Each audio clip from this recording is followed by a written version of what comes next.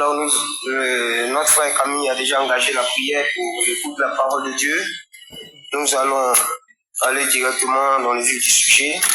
Alors, le thème que je propose ce soir, bien-aimé, est le suivant: vendu au péché, racheté à la croix.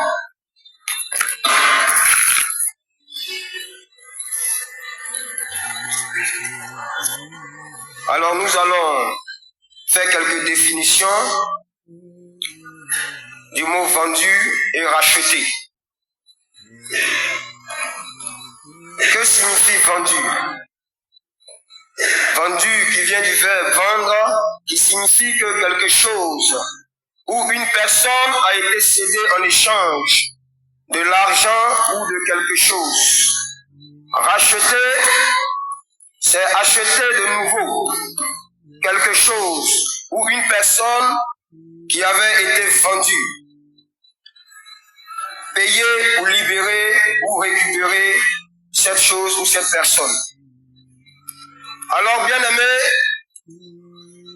depuis le commencement de toutes choses, l'humanité porte en elle une blessure profonde, celle du péché. En désobéissant à Dieu, l'homme s'est vendu au péché, devenant ainsi volontairement esclave du péché. Devenu pécheur, il a été privé de la gloire de Dieu. Et il s'est fait esclave du péché. Étant vendu, il est demeuré prisonnier, incapable, coupable et esclave, demeurant ainsi sans force, misérable, face au péché et à Satan. Il ne peut se sauver lui-même dans cette misère. Sous ce poids de servitude, Dieu élabore un plan de salut pour racheter l'homme et lui redonner sa liberté totale. Dans ce plan, il prévoit racheter ce qui a été vendu, retrouver ce qui a été perdu et libérer ce qui a été condamné. Nous allons voir par qui et comment l'humanité a été vendue. Et après, nous verrons les conséquences d'être vendu au péché, ou les conséquences de l'humanité vendue au péché. Et après, nous verrons le plan du salut, ou le plan du rachat. Et nous terminerons après avec la rançon, le prix ou le rachat de l'humanité ou des hommes. Après quoi, nous verrons également les bénéfices et la conclusion. Alors, premier point, par qui et comment l'humanité a été vendue au péché? Tout se passe à l'origine du monde, dans un beau jardin appelé Éden, où étaient l'homme et la femme créés à l'image et à la ressemblance de Dieu. Il les plaça dans ce jardin pour les cultiver. L'homme jouissait d'une grande liberté remplie d'intelligence. Il n'était pas un robot. Dieu ne l'avait pas programmé téléguidé, mais il avait la capacité de prendre ses propres décisions, de dire oui ou de dire non, de faire quelque chose ou de ne pas le faire. Et la gloire de Dieu était avec lui, jusqu'au jour où le diable, très rusé, caché sous l'apparence d'un serpent, va entraîner l'homme dans un mensonge afin de le pousser à la désobéissance à Dieu, en lui promettant une vie égale à celle de Dieu. Et Adam, attiré par la convoitise de la grandeur, a cédé au mensonge du diable et désobéissant ainsi au commandement de Dieu, qui leur interdisait de manger au fruit de l'arbre de la connaissance du bien et du mal. Et s'il arrivait qu'il en mangeait, il allait ensuite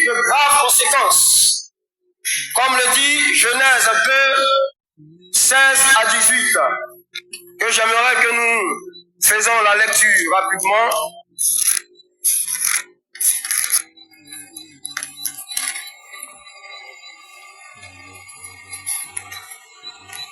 Genèse chapitre 2 à partir du verset 16. L'Éternel Dieu donna cet ordre à l'homme. Tu pourras manger de tous les arbres du jardin, mais tu ne mangeras pas de l'arbre de la connaissance du bien et du mal, car le jour où tu en mangeras, tu mourras. Donc voici l'ordre que Dieu donne à l'homme et à la femme, de ne pas manger au fruit de l'arbre de la connaissance du bien et du mal. Et si l'on mangeait, il allait s'en suivre des conséquences très graves. Mais l'homme, très conscient de ce commandement et des conséquences, a désobéi à la volonté de Dieu. En désobéissant, il s'est vendu au péché. Il est devenu esclave et s'est fait prisonnier de Satan. Il a vendu sa vie et celle de tous les hommes. Il a fait rentrer le péché dans le monde et le péché, la mort. Et par son acte, ou par leur acte, Adam et Ève, nous ont tous vendus au péché et à une vie misérable. Les conséquences ne se sont pas fait attendre. Comme l'avait dit Dieu, bien conscient de ces conséquences très graves, Adam et Ève ont opté pour ça. Et immédiatement, après avoir mangé à ce fruit, leurs yeux se sont ouverts et ils ont connu le bien et le mal. Et ils ont été frappés immédiatement de la mort. La mort, la séparation d'avec Dieu. Ils ont été séparés de Dieu spirituellement. Et après quoi, la mort physique qui limitait les jours de l'homme sur la terre. Voici les conséquences qui s'en suivaient. Ils ont été frappés de cette mort physique. Ils limitaient leurs jours sur la terre. La souffrance et le malheur se sont abattus sur l'humanité. La méchanceté et la jalousie. Nous sommes tombés dans l'empire du péché. Comme le dit Romains, chapitre 3, verset 9. Un royaume gouverné par Satan, qui est l'empereur. Il exerce autorité, condamnation et pouvoir absolu sur l'humanité.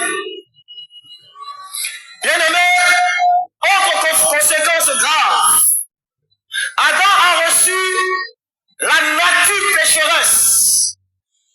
Même après la mort d'Adam, même après qu'Adam et Ève sont morts, cette nature est restée jusqu'aujourd'hui sur l'humanité tout entière.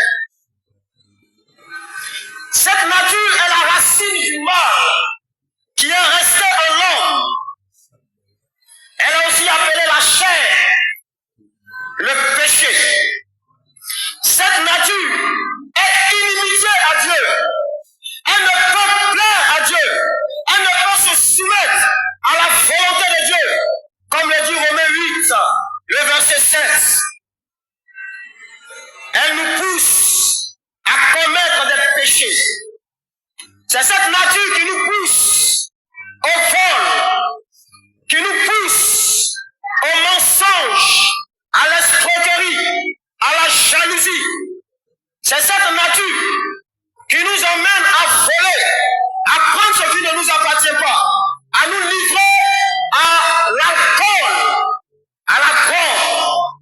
Cette nature ne peut se soumettre à la volonté de Dieu.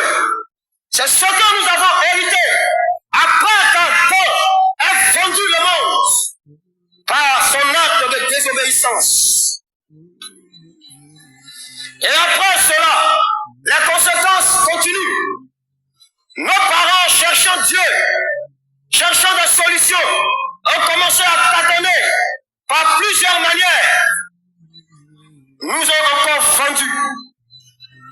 nous a encore vendu à leur tour à ces faux dieux, à ces dieux des forêts, à ces dieux des eaux.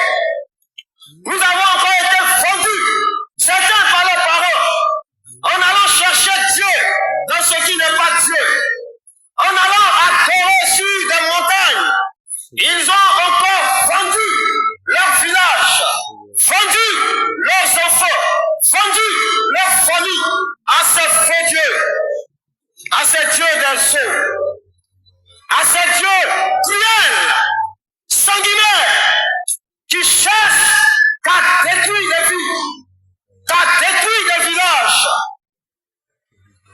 Nous avons été vendus dès l'origine par Adam. Mais après cela, nos parents aussi, tâtonnant, cherchant Dieu dans ces choses, nous ont également vendus.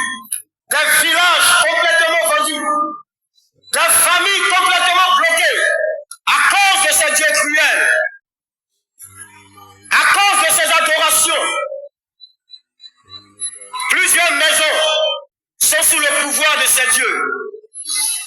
Certains ont des niveaux à l'école, très brillants, mais n'arrivent pas à aller de l'avant. Parce qu'ils ont été vendus encore à ces dieux méchants. Certains ont des diplômes, mais sont encore à la maison chez leurs parents. Continuent d'être des vagabonds avec tout ce bagage intellectuel. Parce que ces dieux cruels et méchants ont commencé à bloquer, ont commencé à détruire des vies, vendus à ces faux dieux. Et le monde en souffre. Et le monde en souffre. Certains ont été vendus ont vendu la grossesse de leurs enfants, les entrailles de leurs enfants, en adorant ces dieux. Dans ta famille, ce n'est que des avortements et des fausses couches. Chaque jour, quand tu prends des grossesses, 1 mois, 2 mois, 6 mois, ça tombe. Parce que ces dieux sont derrière ces choses. Tu as été vendu à ces dieux méchants et cruels qui détruisent ta vie et ta famille. D'autres aussi ont des nuits terribles, font seulement que des cauchemars. Ils n'ont même pas la paix du cœur. Quand ils rentrent dans leur chambre, ils ont l'impression qu'ils vont mourir. Ils ont comme l'impression qu'aujourd'hui, la mort va les prendre. Et si tu vis ces choses, c'est diabolique. C'est diabolique.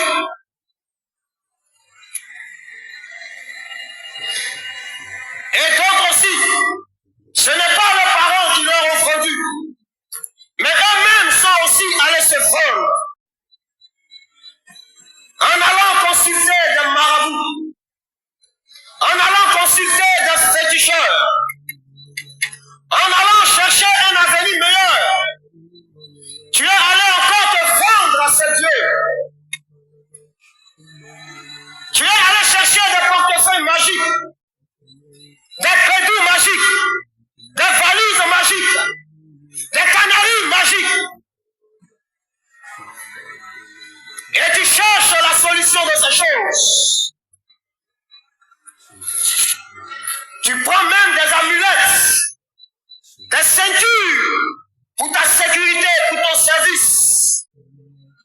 D'autres ont des bracelets de protection qui prennent chez des marabouts et des féticheurs pour pouvoir voyager en paix et rentrer en paix, pour éviter des accidents.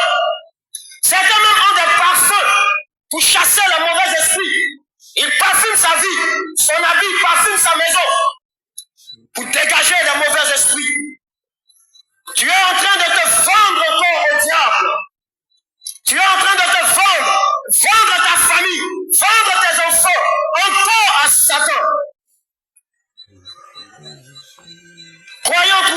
pollution, des accidents.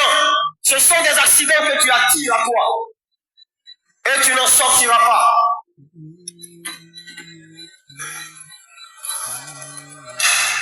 Dans cet état de misère, l'apôtre Paul pouvait exprimer l'état d'une personne dans cette situation. Il pouvait crier, misérable que je suis, qui me délivrera? Cette vie est une vie misérable. Cette vie défendue au péché, défendue à ce faux Dieu, est une vie misérable. La vie sans Christ, Paul pouvait le dire, misérable que je suis. Qui me délivrera de cette vie qui me conduit à la mort? Qui me délivrera? Dans cette misère, avant même qu'Adam ait péché, ait fondu le monde, ait fondu nos vies, Dieu avait planifié, Dieu avait élaboré un plan pour racheter les hommes qui ont été vendus. Il avait mis cela sous pied, il avait mis cela en place, parce qu'il savait toutes choses, qu'Adam allait vendre l'humanité, qu'Adam allait nous vendre. Il savait que tu allais vivre ces oppressions sataniques. Il savait que tu allais être tourmenté. Ta famille allait être troublée. Tu allais vivre cette misère. Et il avait planifié déjà, élaboré son plan parfaitement, afin de te racheter. Et dans ce plan, comme le dit la parole de Dieu, que Dieu a condamné le péché dans la chair. Et pour sauver les hommes de cette vie misérable, il forme son Fils, il donne à son Fils un corps semblable à celui du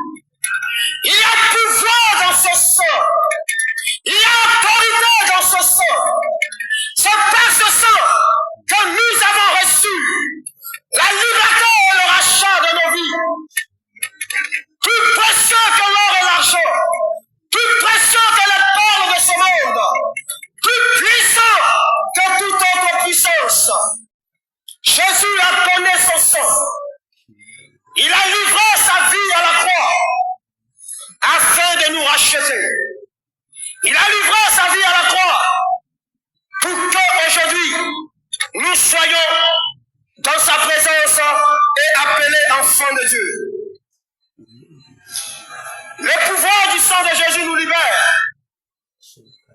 Et il y a plein de bénéfices dans cette grâce. Mais il faut l'accepter. C'est un sacrifice de rachat. Il faut accepter le rachat afin d'être sauvé. Beaucoup le sont encore condamnés, sont encore esclaves, soit par ignorance ou par un durcissement de leur cœur. Certains ne le savent pas. Il faut qu'on les prêche l'évangile. Et les donner cette révélation.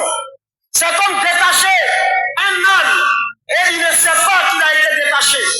Il continue de rester auprès de l'arbre. Il faut aller prêcher la parole. Il faut aller le dire aux hommes. Il faut aller le dire partout que Jésus a payé le prix du rachat et que les hommes aujourd'hui sont libérés. Plusieurs sont dans l'ignorance autour de toi, dans ta maison. Plusieurs sont dans l'ignorance. Il y a trop de stratégies aujourd'hui pour prêcher la parole. Une des stratégies que je partagerai avec vous ce soir, c'est que quand je prends mon numéro de téléphone, je change un dernier chiffre puis je lance. Quelqu'un décrochera et je dis, hey, excuse-moi, puis je lui parle de Jésus. Il y a plusieurs stratégies qu'on peut employer aujourd'hui. Mais annonçons, parlons, disons au monde que Jésus a ressuscité, que Jésus est vivant et il est venu nous sauver. Certains aussi sont encore dans l'esclavage à cause de l'endurcissement de leur cœur. C'est pourquoi la parole dit, si vous entendez aujourd'hui sa voix, n'endurcissez pas vos cœurs. Toi qui continues de fermer ton cœur, de l'endurcir, tu resteras esclave et condamné et tu mourras dans tes péchés. Il est important maintenant, plus que jamais, d'accepter d'être racheté, d'accepter d'être sauvé, d'accepter d'aller au ciel en donnant ta vie à Jésus. Ce soir, bien-aimé, il y a plein de bénéfices lorsque tu es racheté. Tu deviens enfant de Dieu. Le pouvoir du péché est brisé sur ta vie. Tu n'es plus esclave de la pornographie, de la masturbation, de l'ivrognerie et de toutes sortes de péchés. Quand Paul dit misérable que je suis, qui me délivrera? Et il dit gloire soit rendue à Dieu par Jésus-Christ. C'est en lui, bien-aimé, que nous sommes libres. Et Romains 8, le dit, il n'y a maintenant aucune condamnation pour ceux qui sont en Jésus. Lorsque tu le reçois, tu es libéré de la condamnation du jugement de l'enfer. Que Dieu nous bénisse, bien-aimés. Il y a beaucoup de choses à dire sur le rachat et sur la délivrance par l'œuvre de Christ à la croix. Mais j'aimerais t'inviter ce soir, si tu es là et que tu as été invité et que tu décides ce soir d'accepter Jésus comme ton Seigneur et ton Sauveur, je voudrais lancer cet appel et t'inviter à prendre cette bonne décision d'accepter Jésus-Christ dans ta vie. Nous allons baisser la tête, je vais lancer l'appel. Il faut toujours le faire. Car il y a quelqu'un, s'il est présent, il acceptera Jésus. Alléluia. Alors je prie encore, je t'invite ce soir. Si tu es là et que tu es venu partager ce moment avec nous, Christ veut que tu ne sois plus esclave du péché. Que tu ne sois plus celui qui est dominé par le péché et la mort. C'est pourquoi j'aimerais t'inviter à lever la main de là où tu es assis. Tu peux simplement lever ta main et nous allons prier pour toi. Et ce soir, Jésus va rentrer dans ta vie et tu seras sauvé. Y a-t-il quelqu'un qui veut accepter Christ? Tu peux lever la main simplement. Gloire à Jésus. Alors si nous sommes entre nous, bien-aimés, nous allons prier le Seigneur, s'est mis debout ensemble. Et nous allons prier pour détruire encore ce soir par le pouvoir du sang de Jésus toute parole et toute réclamation quelconque, toute adoration quelconque qui pourrait encore parler, résister par certaines pratiques que toi-même encore auxquelles tu t'es livré. Briser ce pouvoir encore et détruire ces choses. Est-ce qu'on peut prier ensemble au nom de Jésus? Dieu de gloire et de puissance, nous te rendons gloire et nous te bénissons. Je prie ce soir au nom de Jésus. Par ton sang, Seigneur notre Dieu, nous avons reçu la guérison. Par ton sang, nous sommes libérés. Par le pouvoir de ton sang, les chaînes sont brisées. Satan est vaincu. Toute poursuite spirituelle, tout cauchemar est détruit ce soir au nom de Jésus. Sois loué, glorifié, Papa. Je prie que tu guéris ce soir les malades. Tu libères les corps malades et souffrants.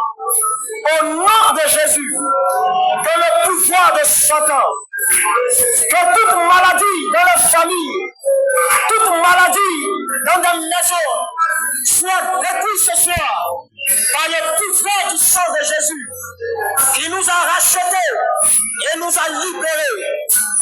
Béni soit le roi des gloires. Adoration au roi vivant et puissant. Que toute la gloire revienne à Jésus. Béni soit ton nom éternel. Amen.